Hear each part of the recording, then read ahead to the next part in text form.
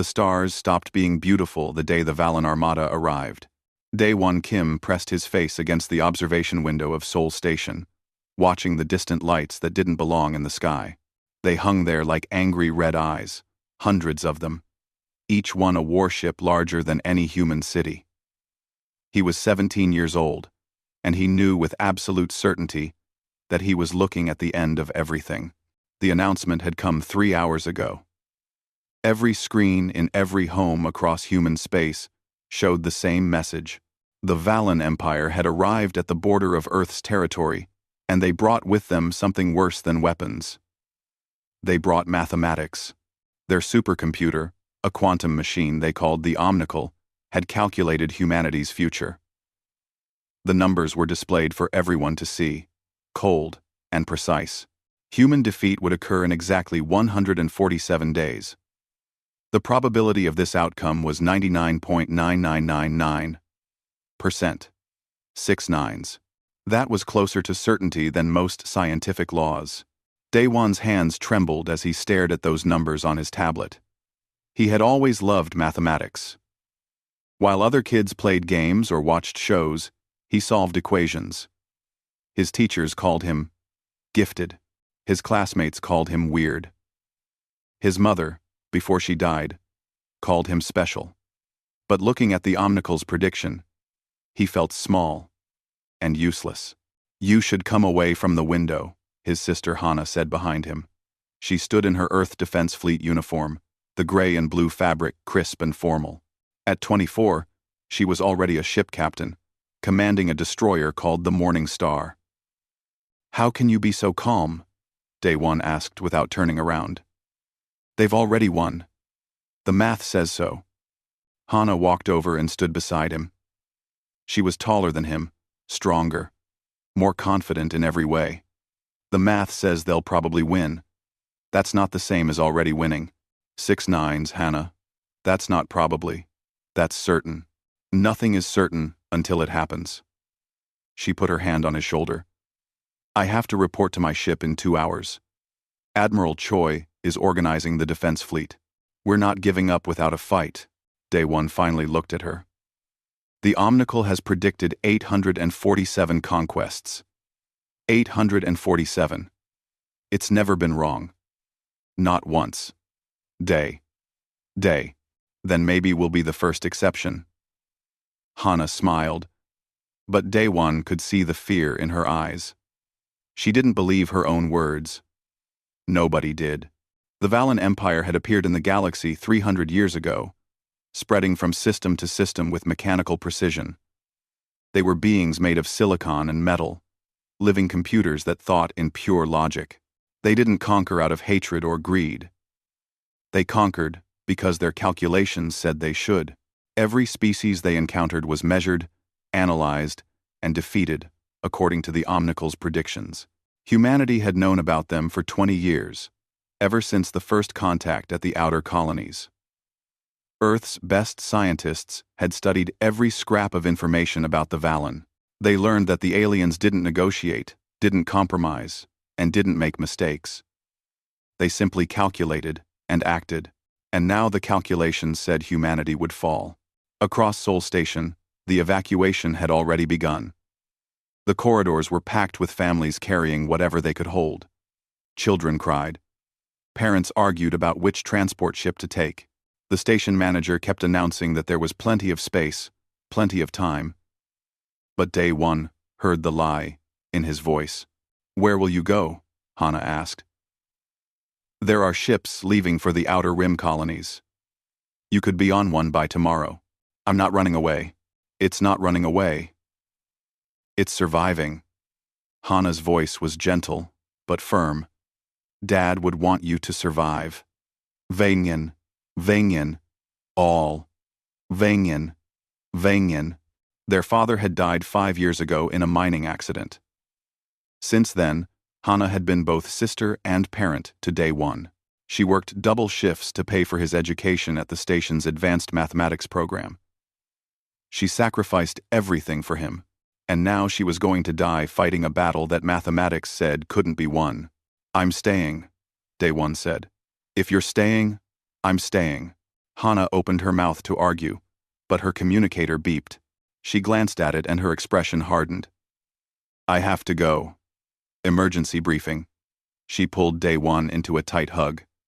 Promise me, you'll think about leaving. I promise I'll think about it. Day One lied.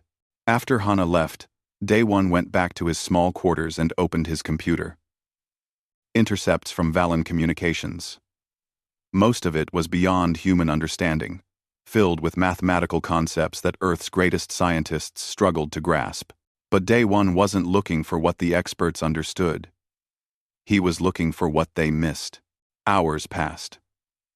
Outside his window, the red lights of the Valen fleet grew slightly brighter as the ships moved closer. Inside, Day One's room became a mess of data displays and calculation windows. His eyes burned from staring at screens, but he couldn't stop. There had to be something. Some flaw. Some error. Machines made mistakes. Didn't they? But the Omnicle wasn't like human computers. It operated on quantum principles, processing possibilities across multiple dimensions simultaneously. It didn't just predict the future. It calculated every possible future and determined which was most likely. And every possible future showed human defeat. Day One was about to give up when he remembered something his mathematics professor had said once. Every equation is based on assumptions. Change the assumptions. Change the result. What assumptions was the Omnicle making? He dove back into the technical papers, this time looking not at the results but at the foundations. The Valen's mathematics was built on something they called deterministic consciousness theory. It assumed that all thinking beings operated on predictable patterns. Given enough data about a civilization, their choices, their history, their psychology, you could predict their actions with near-perfect accuracy. Day One sat back in his chair. Was that true? Were humans really that predictable? His tablet beeped with a news alert. Chancellor Bora Lee, Earth's diplomatic representative, was giving a speech. Day One pulled up the video. The Chancellor stood before a crowd in Geneva, her face tired but determined. The Valen have offered us terms, she said. If we surrender now, they will spare 70% of our population. They will relocate us to designated planets and allow us to live under their supervision. Many are calling for me to accept these terms. The crowd murmured. Day One leaned closer to his screen. But I stand before you today to say that Earth does not surrender. Humanity does not kneel to mathematics. We are not numbers on a spreadsheet. We are not predictable variables in an equation. We are human beings, and we will fight for our freedom until the last ship falls and the last heart stops beating. The crowd erupted in cheers. But Day One barely heard them. His mind was racing. We are not predictable variables. What if that was the flaw? What if humans were actually less predictable than the Omnicle assumed? He started pulling up data on human military history. Wars where the underdog won. Battles where tactics defied logic. Moments when human beings did things that made no sense, but somehow worked. There were hundreds of examples. Thousands. The Omnicle had data on human behavior, but it was treating humanity like every other species. Logical. Deterministic. Predictable. But humans weren't always logical. They made decisions based on emotion, on hope, on love, on faith in things they couldn't prove. They took foolish risks. They sacrificed themselves for no strategic reason. They fought battles they knew they would lose, simply because they believed they should. Could the Omnicle account for that? Day One's hands flew across his keyboard. He needed to test this theory. He needed access to Valen technology, to their actual algorithms. But where could a 17-year-old student get that? Then he remembered. 6 months ago, the Earth Defense Fleet had captured a damaged Valen scout ship near the Titan colonies. They brought it to a research facility on Sol Station for study. The facility was heavily guarded, classified, completely off limits. Day One looked at the time. It was 3 in the morning. The station corridors would be nearly empty, most people either sleeping or clustered around news feeds, watching the world end. He grabbed his jacket and headed for the door. If the world was going to end in 147 days, what did he have to lose? The security guard was sleeping. Day One crouched behind a maintenance cart, watching the man's head bob forward and then snap back up. It was 4 in the morning, and the research facility's night shift was clearly exhausted. Everyone on Sol Station was exhausted. Sleep was hard when alien warships hung in your sky like a countdown timer. The facility occupied an entire section of the station's lower levels. It was supposed to be impenetrable, with biometric scanners and armed guards at every entrance. But Day One had grown up on this station. He knew every maintenance tunnel, every service corridor, every shortcut that the adults thought was sealed off. He had gotten this far through a ventilation shaft that supposedly led nowhere. Now he just needed to get past one tired guard and through a door. Day One waited until the guard's eyes closed fully. Then he moved, quick and quiet, pressing himself against the wall as he slipped past. His hand found the door panel. He had stolen his sister's military access code months ago, just to see if he could. He never thought he would actually use it. The panel beeped softly. Green light. The door opened. Inside, the facility was dark, except for the blue glow of monitoring equipment. The captured Valen scout ship sat in the center of the main chamber, held in place by massive support frames. It looked like a teardrop made of black glass, its surface reflecting the room's dim lights in strange patterns. Day One approached slowly. Up close, the ship seemed to hum, though he couldn't tell if the sound was real or just in his head. The Valen technology was still partially active, powered by something human scientists didn't understand yet. A workstation sat near the ship's main access panel. Research notes were scattered across the desk, covered in equations and diagrams. Day One sat down and activated the terminal, his heart pounding. This was illegal. This was dangerous. This could get him arrested, or worse. But if the world was ending anyway, what did it matter? He connected to the ship's damaged computer core. The interface was nothing like human systems. Instead of files and folders, there were cascading streams of pure mathematical notation. Day One stared at the screen, watching the symbols flow past. Most of it made no sense, but some of it, just fragments here and there, started to form patterns he recognized. Hours passed. Day One copied everything he could, storing the data on his personal tablet. The Valen mathematics was incredibly complex, but underneath it all was a logic he could almost grasp. The Omnicle didn't just predict outcomes. It calculated the decision trees of entire civilizations. Every choice a species could make, every possible reaction to every possible situation, all mapped out in vast probability networks. And every network led to the same conclusion for humanity: defeat. But why? Day One dug deeper into the algorithms. The sun was starting to rise outside, casting orange light through the facility's high windows. He should leave. The day shift would arrive soon, but he was so close to understanding. Then he found it. Buried in the predictive models was an assumption. The Omnicle treated all conscious beings as deterministic systems. Given the same inputs, a civilization would always produce the same outputs. Fear led to defense. Anger led to attack. Hope led to resistance. Every emotion, every thought, every decision was just another variable to be calculated. But the model assumed that consciousness operated like clockwork: predictable, mechanical, certain. What if it didn't? Day One's hands shook as he copied the final pieces of data. He had it. He actually had it. The Omnicle's flaw wasn't in its calculations. The flaw was in what it thought consciousness was. Step away from the terminal. Day One spun around. 3 security officers stood behind him, their weapons drawn. The sleeping guard from earlier was with them, looking embarrassed and angry. "I can explain," Day One started. "You're under arrest for unauthorized access to classified military assets," the lead officer said. "Hands behind your head."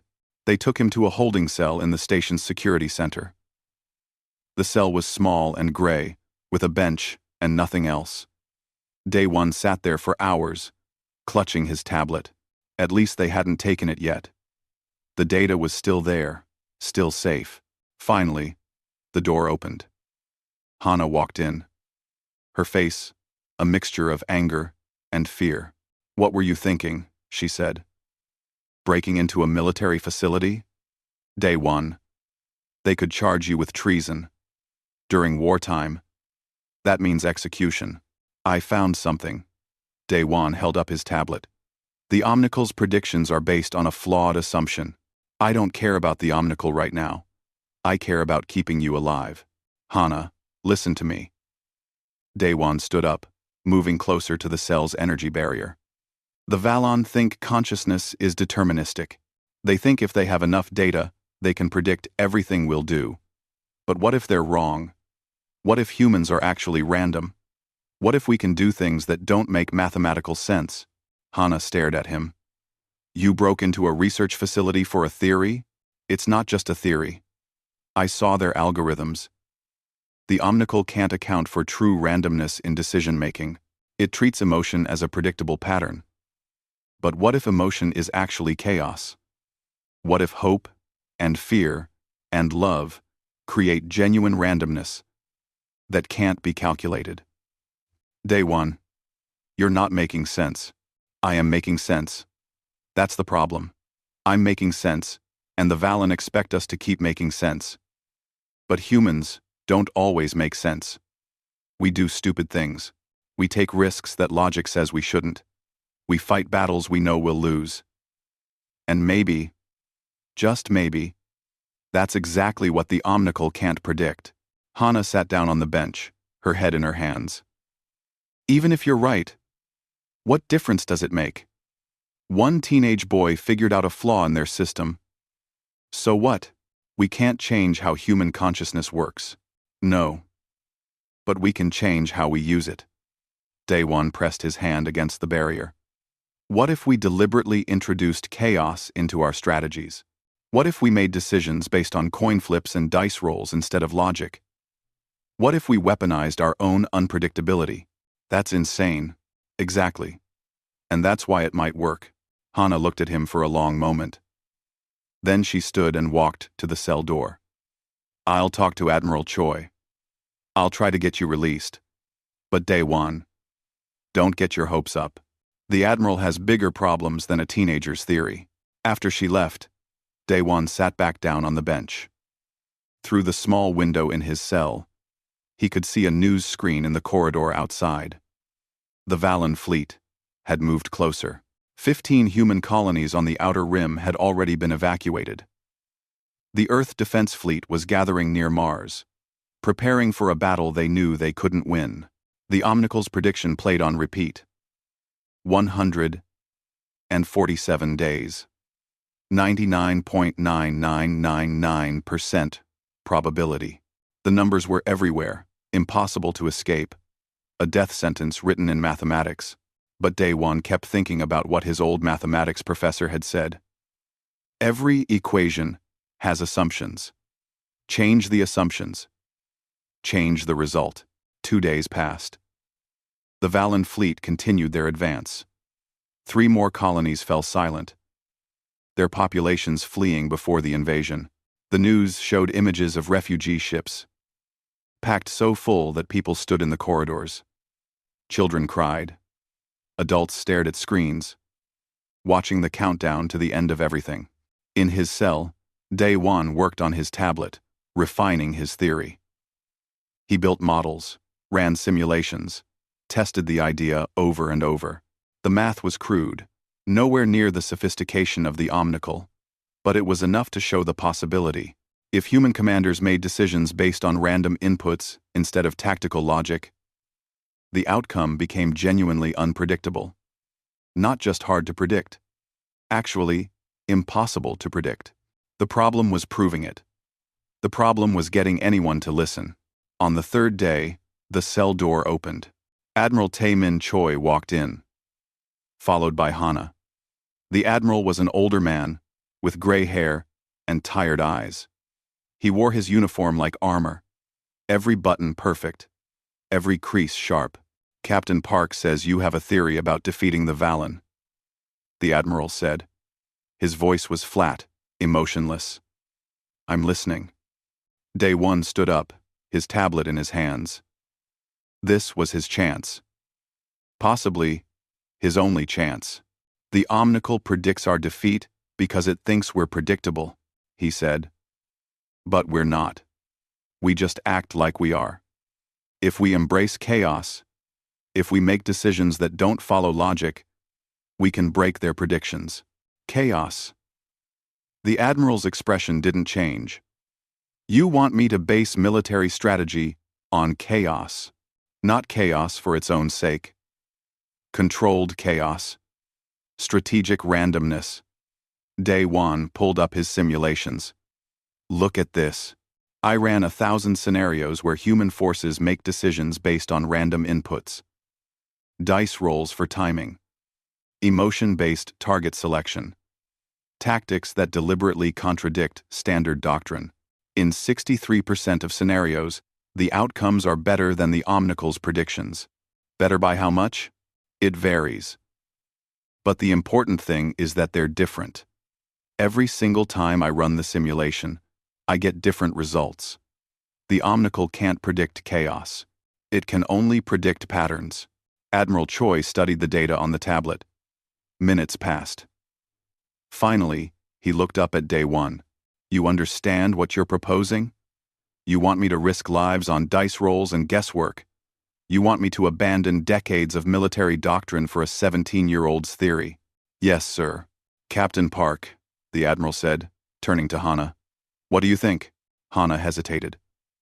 Day One could see the conflict in her eyes. She wanted to believe him, but she also knew what failure would mean. My brother is the smartest person I know, she finally said. If he says there's a chance, I believe him. The admiral was quiet for another long moment. Then he nodded slowly. I'll give you one test, one mission. If your chaos theory works, we'll consider implementing it more broadly.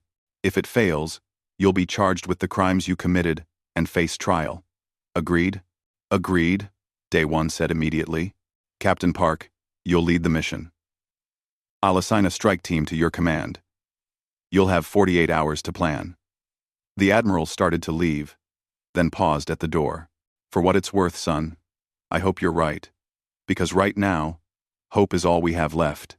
After he left, Hana looked at Day One. You better be right about this, little brother. You just bet both our lives on it.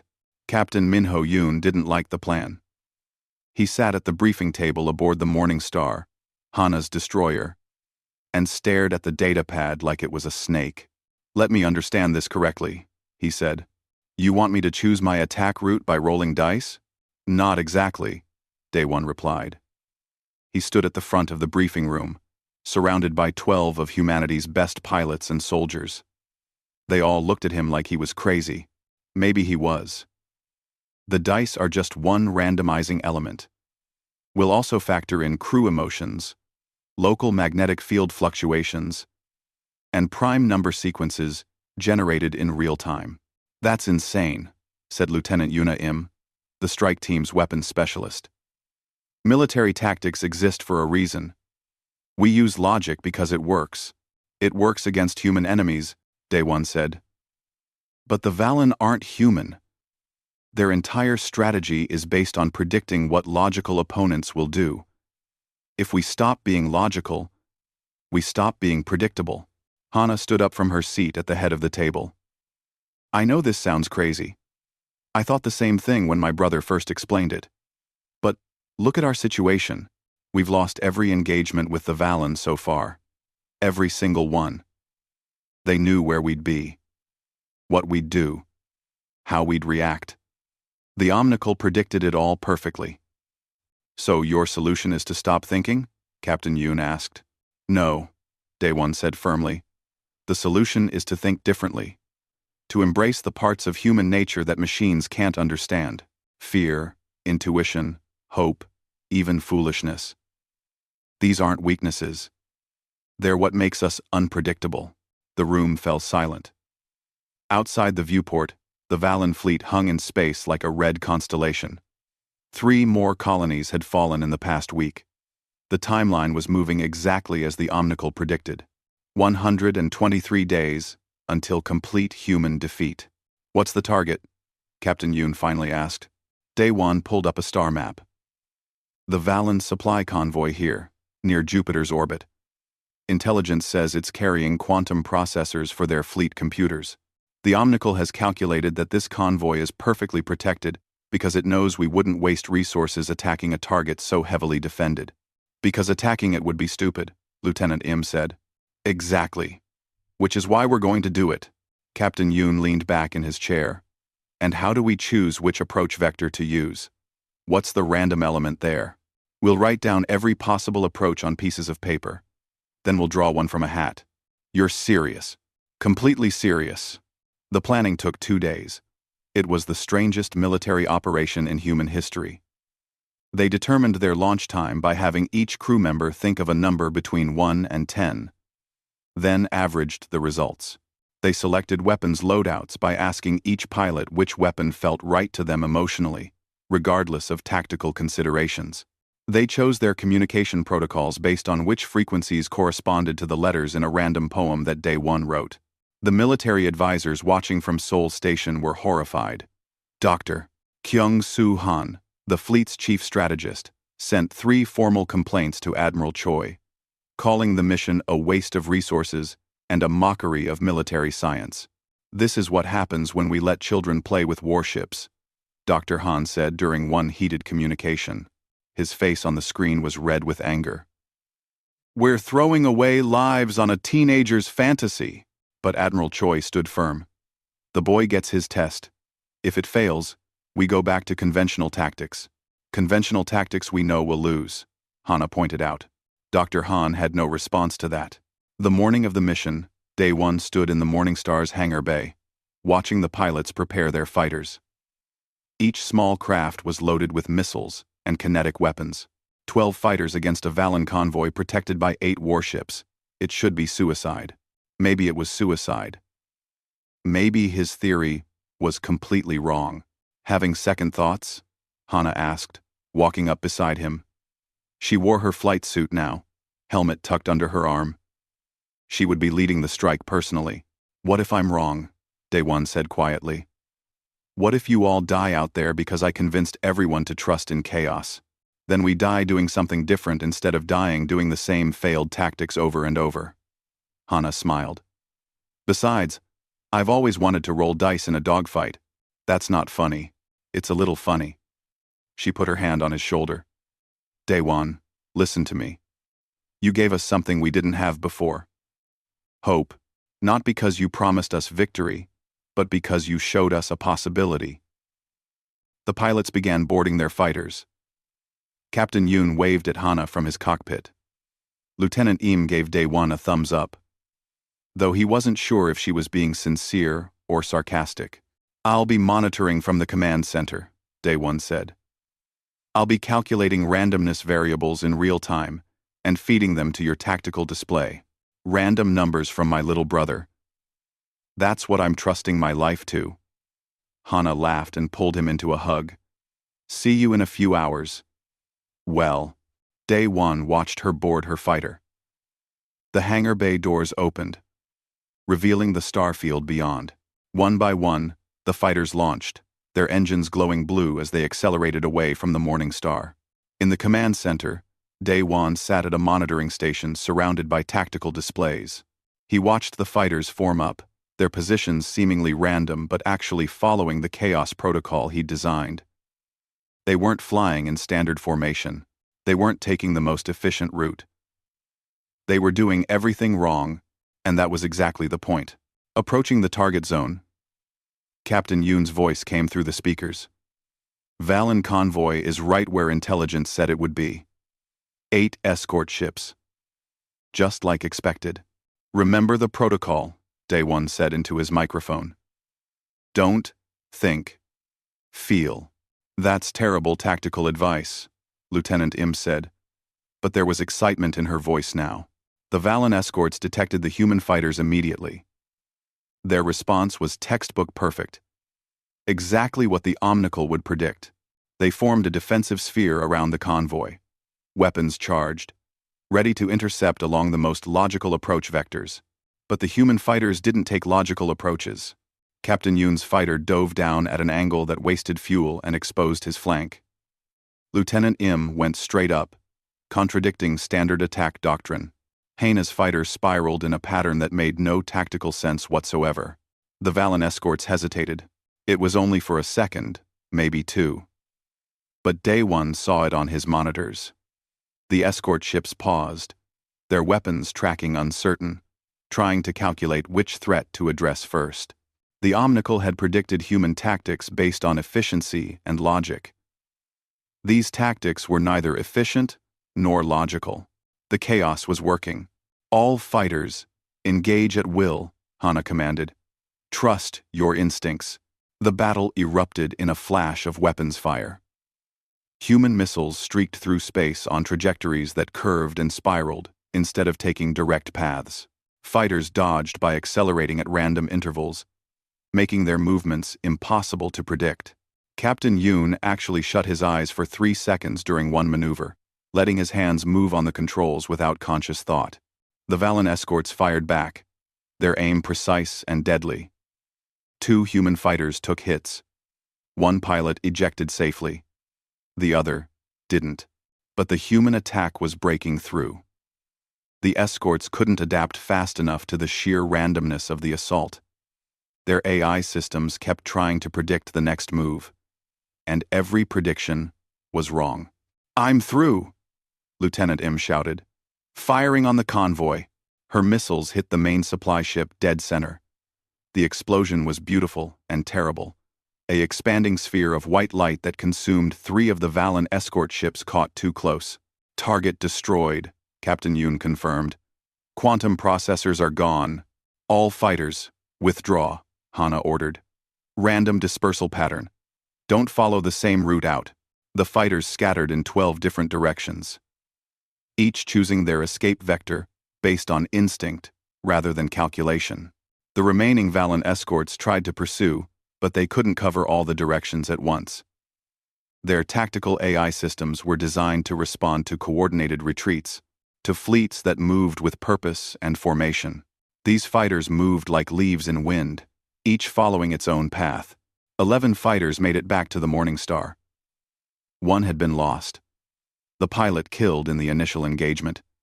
But the mission was a success. The Valen convoy was destroyed, along with 3 escort ships. In the command center, Daewon stared at his monitors in disbelief. It had actually worked. The Chaos Protocol had actually worked. Admiral Choi's face appeared on the main screen. "Congratulations, Mr. Kim. You just achieved something I thought was impossible. You surprised the Valen. What does the Omnicle say?" Daewon asked. "Did it update its predictions?" "Oh." The Admiral smiled, but it was a grim expression. "It did. Human defeat is now predicted for 149 days, instead of 123. For the first time in their history, the Valen timeline moved backward. The command center erupted in cheers. Officers hugged each other. Someone started crying. They had bought humanity 26 extra days. It wasn't much. It wasn't victory. But it was something. It was possibility. Hana returned to the ship 3 hours later, her flight suit stained with sweat. She found Daewon in the hangar bay and grabbed him in a hug that lifted him off his feet. "You beautiful, crazy genius," she said. "You were right. You were actually right. 1 pilot died," Daewon said. The joy he felt was mixed with guilt. "Lieutenant Park, he had a family. He died fighting," Hana said gently. "He died, proving that humanity still has a chance. He'd be proud of that." Over the next week, Admiral Choi expanded the Chaos Protocol across the entire fleet. Every ship received training in randomized tactics. Military academies began teaching chaos theory alongside conventional strategy. It was a revolution in human warfare. And it all started because a teenage boy broke into a research facility. The Valen, for their part, seemed confused. Their attacks became more cautious. The Omnicle kept recalculating, trying to adjust its predictions to account for human chaos. But how do you predict the unpredictable? How do you calculate genuine randomness? The predicted defeat date kept shifting. 152 days. 160 days. 170. The probability dropped to 98%, 95, 89. For the first time since the war began, the numbers were moving in humanity's favor. But Day One knew they had only solved part of the problem. The Valen were adapting. The Omnicle was learning. Eventually, even chaos could become predictable if you observed it long enough. They needed something more. Something bigger. They needed to change the game entirely. The Chaos Protocol gave humanity 3 months. 3 months of confused Valen advances and unexpected human victories. 3 months where the Omnicle's predictions became less certain, the probability numbers dropping from 99% to 76, then to 64. But 3 months wasn't enough. Day One sat in the research lab that had once been forbidden to him, now officially assigned as his workspace by Admiral Choi. The captured Valen scout ship still sat in the main chamber, but now it was surrounded by human scientists and engineers, all trying to understand the alien technology. Day One had become a consultant, the teenage expert on Valen mathematics. It felt surreal. The problem is adaptation, said Ji-won Kang, a young AI researcher who had become Day One's closest collaborator. She was 23, brilliant, and the only person in the facility who talked to Day One like an equal instead of a curiosity. The Omnicle is learning our chaos patterns. Look at these engagement reports from last week. She pulled up tactical data on her screen. 5 battles, all using the Chaos Protocol. 3 had been victories, but 2 had been devastating losses. The Valen were starting to predict the unpredictable. How is that possible? Day One asked, though he already knew the answer. Because chaos still follows rules, Ji-won said. Even random numbers have statistical patterns over enough samples. The Omnicle has observed hundreds of our chaotic engagements now. It's building new models, new assumptions about how human randomness works. Day One stared at the data, feeling something cold settle in his stomach. He had given humanity hope, but hope had an expiration date. The Omnicle was evolving faster than humans could adapt. We need to go deeper, he said. We're not just introducing chaos into our tactics. We need to introduce chaos into how the Omnicle thinks. What do you mean? The Omnicle treats consciousness as deterministic patterns. What if we could change that? What if we could make it process human emotion not as noise to be filtered out, but as real, primary data? Ji-won frowned. You want to hack the Omnicle? Not hack. Reprogram. Force it to change its fundamental understanding of what consciousness is. Day One. That's impossible. The Omnicle isn't like a regular computer. You can't just upload a virus to it. It's a quantum system spread across the entire Valen fleet. It would detect any intrusion instantly. Not if the intrusion looks like data it wants to process. Day One pulled up the Valen algorithms he had stolen months ago. What if we create an equation that appears to be an improvement to its consciousness models? Something so elegant, so mathematically beautiful, that it incorporates the code voluntarily. A Trojan horse made of math. Ji-won leaned back in her chair. That's either genius or insane. Probably both. Day One smiled, but it felt hollow. Can you help me? They worked for 6 weeks straight, barely sleeping, surviving on coffee and determination. The equation they built was a masterpiece of hidden complexity. On the surface, it appeared to be a refined model of deterministic consciousness, something that would make the Omnicle's predictions even more accurate. But buried in the math was a poison pill, a logical paradox that would force the quantum computer to reconsider its entire framework. The equation would make the omnical treat human emotions as primary variables, not secondary noise.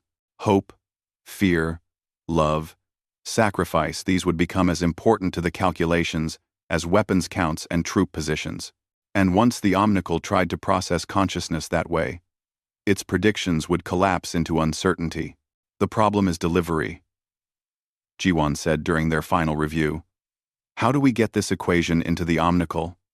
We'd need physical access to the quantum core aboard the Valen flagship. That's a suicide mission, Daewon said quietly. Yes, it is. They brought the plan to Admiral Choi. The old military leader listened carefully, his face unreadable. When they finished, he sat in silence for a long time. You understand what you're proposing, he finally said. You want me to send a boarding team into the heart of the Valen fleet, onto their flagship, to physically connect to their supercomputer. The team would have to fight through who knows how many defenders, reach the omnical's core, and upload your equation before they're killed. Yes, sir, Daewon said. And you believe this equation will work? That it will actually disrupt the omnical's predictions? I believe it's our only chance. The Chaos Protocol bought us time. But the Valen are adapting. If we don't do something radical now, we'll be back where we started. Except this time, we won't have any new tricks. Admiral Choi looked at Jiwon. Do you agree with this assessment? I do, sir. The math is sound. If we can upload the equation directly to the omnical's quantum processors, it should work. But the mission itself is nearly impossible. Nearly impossible is better than completely impossible. The Admiral stood up and walked to the window, looking out at the stars. I'll need volunteers. People who understand they probably won't come back. I volunteer, Hannah said from the doorway. Daewon spun around. His sister stood there in her uniform, her face set with determination. Hannah. No. This is what I do, little brother. I'm a soldier. This is my job. It's suicide. Then, it's suicide. She walked into the room and stood before Admiral Choi. Sir, I request permission to lead the boarding team. I've studied the Valen ship configurations. I know their layouts better than anyone. Permission granted, the Admiral said. Select your team. You leave in 48 hours. Daewon couldn't speak. He couldn't breathe. His brilliant idea, his perfect equation, was going to kill his sister. That night, he found Hannah in the pilot's lounge, sitting alone with a cup of coffee. Don't try to talk me out of it, she said. I'm the one who should go. Daewon said. It's my equation. My plan. You're 17. You're the smartest person in this fleet. Humanity needs you alive. I need you alive. Daewon's voice cracked. You're all I have left, Hannah. If you die out there, then you keep going. She stood up and pulled him into a hug. You keep working. You keep thinking. You keep being brilliant. That's what I need you to do. This is my fault. All of this. If I hadn't pushed for the Chaos Protocol, if you hadn't, we'd already be defeated. Daewon. You gave humanity hope. You showed us we could fight back. Whatever happens to me out there, it's worth it. The next 2 days passed in a blur. Hannah assembled her team. 8 special forces, soldiers, all volunteers, all knowing they probably wouldn't return. Captain Min Ho-yoon volunteered immediately. Lieutenant Im joined despite her injuries from the convoy raid. They trained constantly, practicing breaching tactics and combat in zero gravity. Daewon spent the time refining the equation, checking every variable, making sure it was perfect. Jiwon helped him design the upload interface. A small device that could connect to Valen technology and transmit the data in seconds. Dr. Kyung-soo Han, the fleet's chief strategist, came to the lab on the final day. The older man looked tired and defeated. I owe you an apology, he said to Daewon. I called your ideas foolish.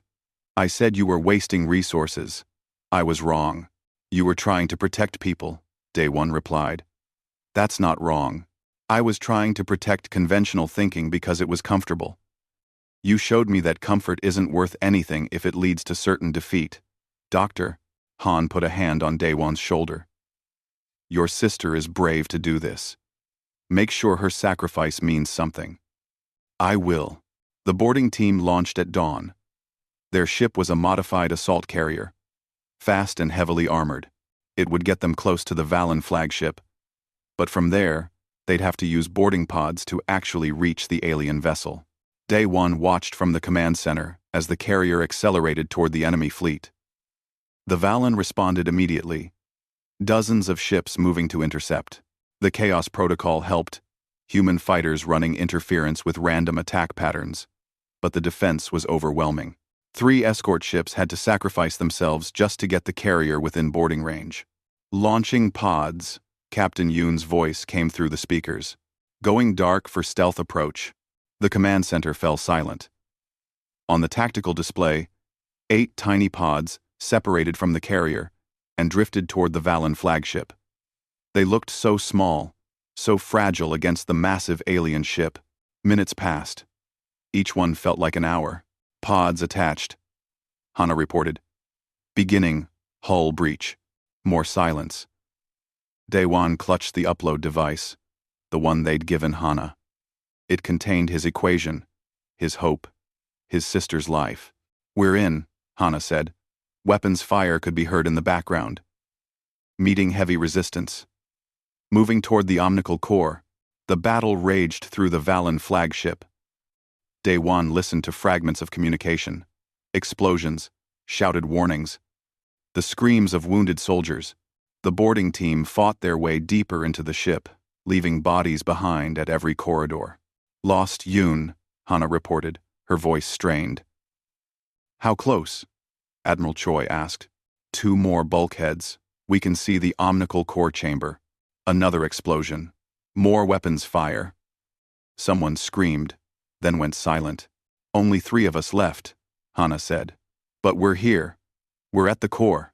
On the tactical display, the Valen flagship's weapons systems suddenly went active. The massive ship was preparing to fire, trying to purge the intruders with an internal energy blast. You have 30 seconds, Admiral Choi said. Maybe less. That's enough. Daewon could hear his sister's breathing, quick and sharp. Connecting the device now. Hana, Daewon said into the microphone. Thank you. For everything. Love you, little brother. Now let's break their perfect machine. The upload indicator on Daewon's screen turned green.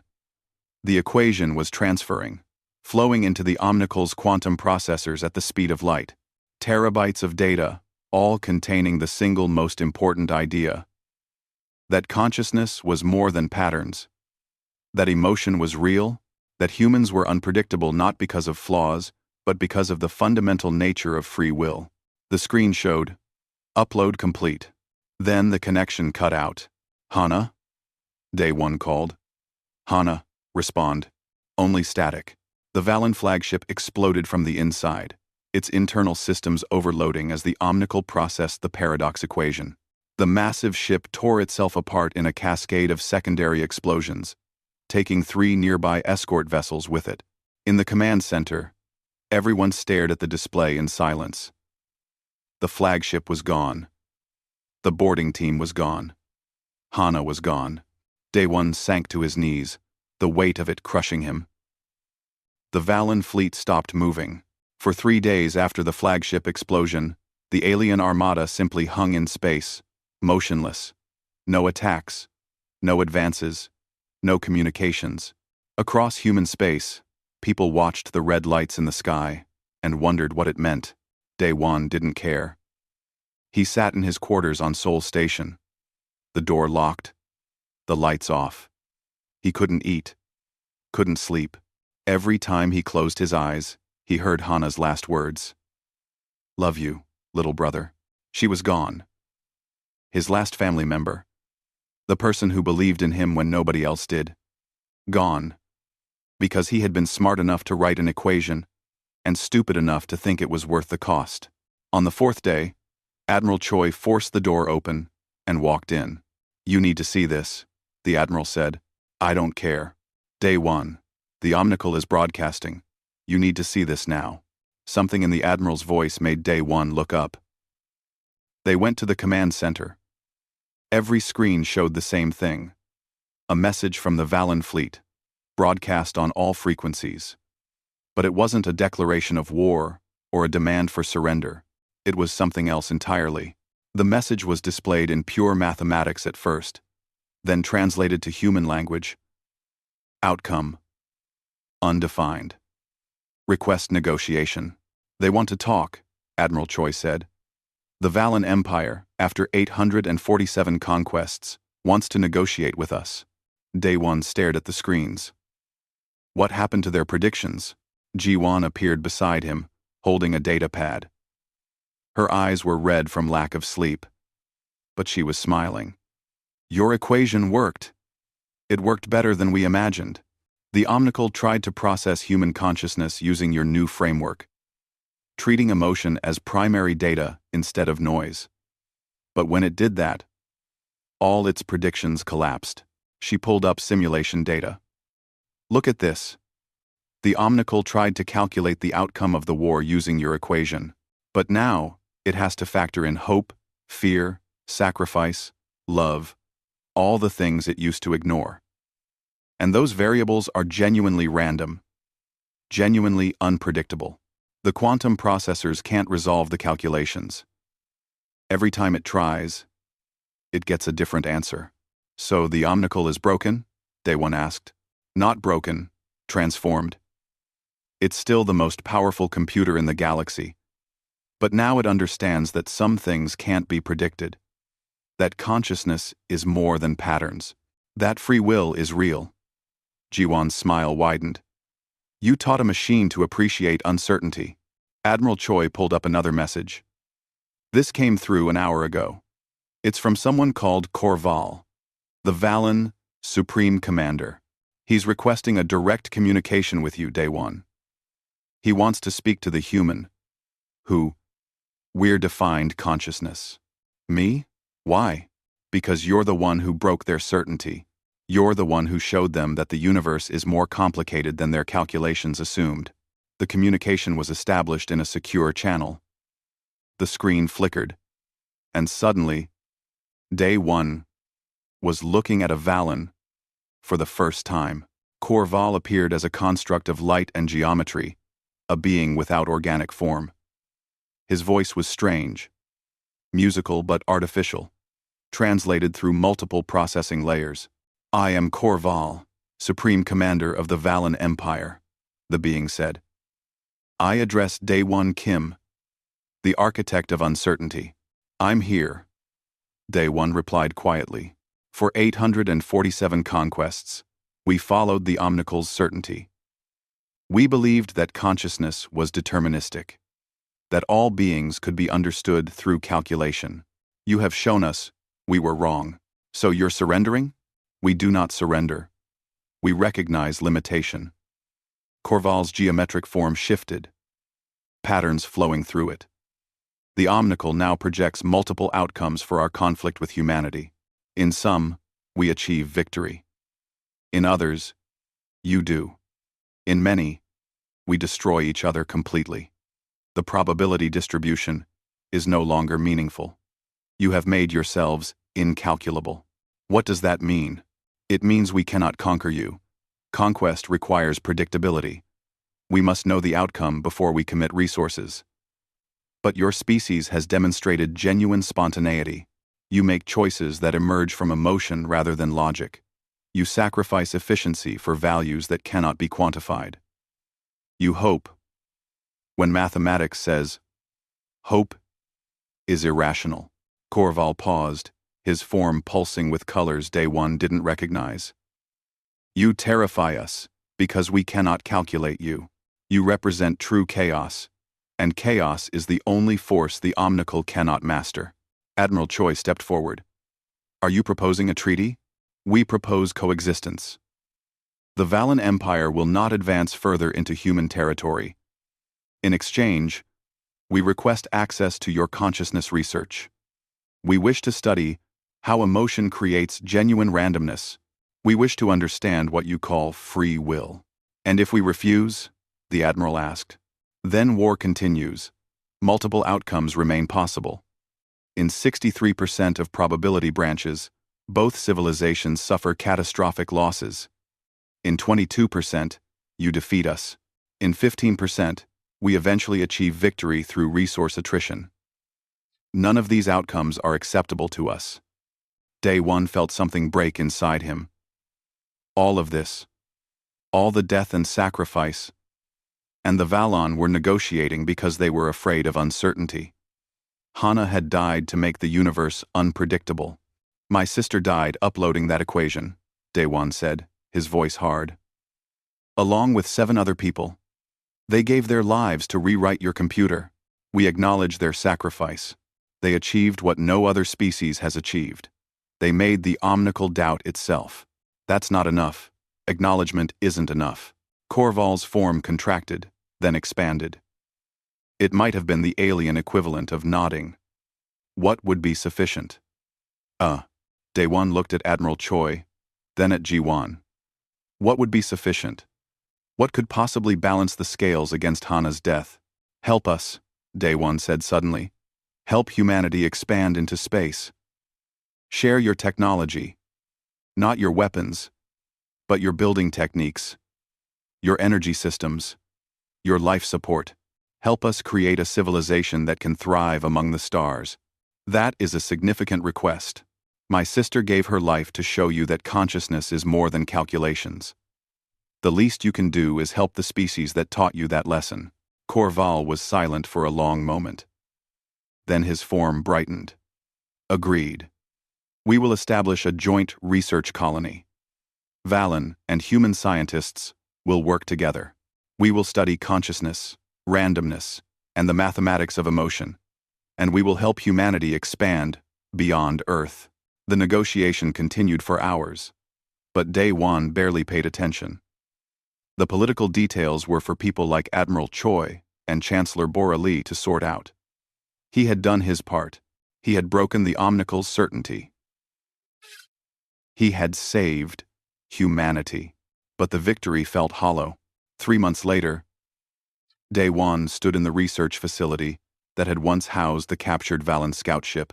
Now it was the Joint Consciousness Research Center, a collaboration between human scientists and Valon researchers. The omnical itself had been rebuilt here, no longer a tool of conquest, but a shared project. The quantum computer had a new designation now. The scientists called it the Harmony Engine, a system designed to explore the intersection of logic and emotion, calculation and creativity, certainty and chaos. Jiwan found Daewon standing before the main interface. You should be at the ceremony, she said gently. They're dedicating the memorial garden today. The one for the boarding team. I know. Daewon stared at the screens, watching data flow through the Harmony engine. I'll go in a minute. She'd be proud of you, your sister, what you accomplished. I know that too. Daewon pulled up a simple query interface. I just need to check something. Day. Day. He typed a question into the system. Will humanity survive? The Harmony engine processed the query. Unlike the old omnical, which would have returned a precise probability, the new system displayed something different. Insufficient data. Human choice remains unbounded by prediction. Outcome depends on decisions not yet made. Below that, a second line appeared. Probability calculation impossible. Too many variables influenced by emotion, hope, and free will. Daewon smiled for the first time in months. It wasn't a happy smile, but it was real. Perfect. Jiwan looked at the screen. No prediction. No certainty. That's what you wanted? That's freedom, real freedom. The ability to choose our own future without being trapped by calculations and predictions. He turned away from the interface. Matter freedom. The Valon spent centuries believing they could control everything through math. We spent centuries trying to be more logical, more efficient, more like machines. But neither approach was right. What's the right approach? Embracing uncertainty. Accepting that we can't predict everything. Being okay with not knowing how the story ends. Daewon started walking toward the exit. Hana understood that. She chose to go on that mission knowing she probably wouldn't return. Not because the math said it was right, but because she believed it was worth it. That's what makes us human. Thanks for watching. And we had aware and on fielding. And well see. Thanks for watching. And we have to see then. They walked together to the memorial garden, a quiet space on the station's outer ring with a view of Earth below. 8 names were carved into a wall of polished stone, each one representing a life given to rewrite reality. Captain Min Ho Yoon, Lieutenant Yuna Im, 6 others whose courage had changed the galaxy. And at the center, Captain Hana Park, leader of the boarding team, sister to the boy who broke the universe's certainty. Admiral Choi was giving a speech when they arrived. Chancellor Bora Lee stood beside him, along with representatives from every human colony. Even Dr. Kyung Soo-han was there, the old strategist who had once called Daewon's ideas foolish. These 8 people changed the course of human history, the Admiral said. They proved that courage isn't about having no fear. It's about acting in spite of fear. They showed us that the future is not written in mathematics, but forged by choice. After the ceremony, people came up to Daewon to offer condolences and congratulations. He accepted both, with quiet grace. He had become something of a celebrity, the teenage genius who saved humanity, but all he wanted was to be left alone with his grief. As the crowd dispersed, a Valen representative approached. It was a different construct than Korval, smaller and less complex, probably a lower-ranking official. Daewon Kim, the Valen said. I bring a message from the Harmony Engine research team. We have made a discovery about consciousness that you should know about. What discovery? When the omnicle processes human emotional data, it generates patterns unlike anything we've observed in other species. Your capacity for hope in impossible situations creates genuine quantum-level uncertainty. This uncertainty propagates through decision trees in ways that defy calculation. I know. That's why the predictions broke down. Yes. But there's more. The uncertainty isn't random noise.